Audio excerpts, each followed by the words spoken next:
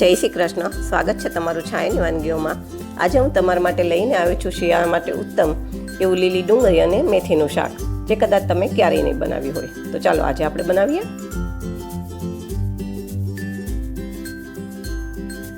હવે તેને માટે મેં 1/4 કપ મેથીને ઓવરનાઇટ પલાળી દીધી હતી. હવે એને 2-3 પાણીથી ધોઈને પછી આપણે એને બાફવાની છે. હવે આપણે આ બધી મેથીને કુકરમાં નાખી દઈશું. આપણે મેથીને પહેલાં 2-3 પાણીથી સરખી રીતે ધોઈ લેશું તો પછી મેથી કડવી બિલકુલ નહીં લાગે. પછી એમાં જે કપથી આપણે મેથી લીધી હતી એ જ કપથી 2 કપ પાણી લેશું. થોડું મીઠું નાખી અને કુકરમાં 3 સીટી વગાડી લેશું. હવે મેં આમાં 250 ગ્રામ લીલી ડુંગળી લીધી છે.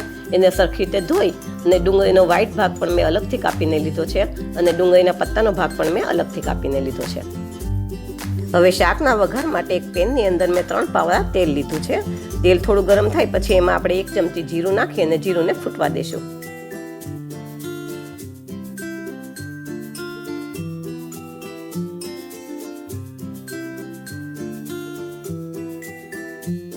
જીરું બરાબર ફૂટી જાય પછી એની અંદર થોડા લીમડાના પાન અને 5 ચમચી હિંગ નાખી દેશું અને ડુંગળીનો આપણે જે વ્હાઈટ ભાગ અલગ કાપીને રાખ્યો હતો એ નાખી દેશું અને એને થોડો સાતળી લેશું.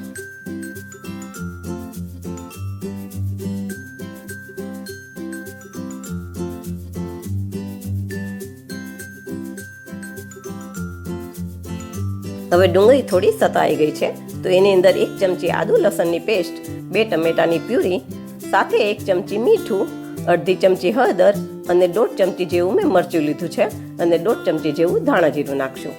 પછી આ બધા મસાલાને પણ સાતળી લેશું.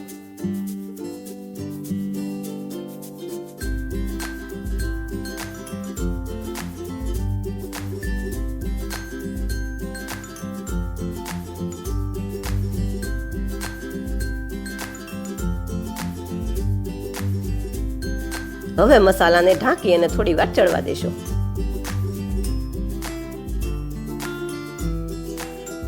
હવે મસાલામાંથી તેલ છૂટું પડી ગયું છે તો એની અંદર બાફેલી મેથીને પાણી સહિત જ નાખી દઈશું. ડુંગળીના કાપેલા પત્તા નાખી દઈશું અને 1 ટમેટું કાપેલું નાખશું. સાથે 1 ગાંગડી ગોળ અને અડધું લીંબુ નીચોવી દઈશું. હવે આ બધી સામગ્રીને પણ મસાલા સાથે સરખી રીતે મિક્સ કરી દઈશું. જો તમને મારી વાનગીઓ પસંદ આવે તો મારા વિડીયોને લાઈક કરજો, શેર કરજો અને મારી ચેનલને સબસ્ક્રાઈબ કરજો.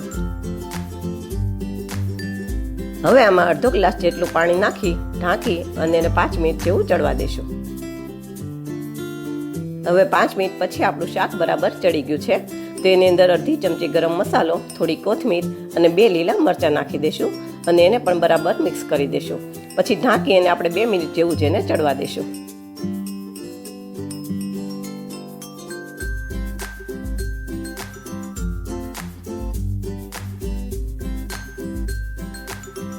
હવે આપણું શાક તૈયાર થઈ ગયું છે. આ શાકને રોટલી ભાખરી કરતાં પણ રોટલા સાથે ખાવાની બહુ જ મજા આવે છે. તો હવે આપણે શાકને સર્વ કરી દઈએ.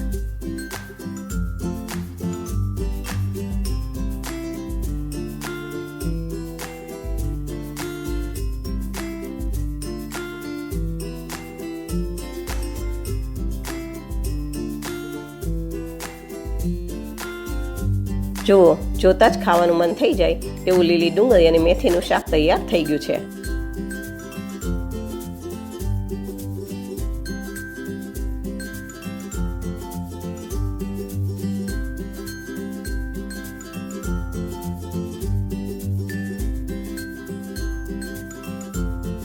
આવી અવનવી વાનગી સાથે ફરી મળશું.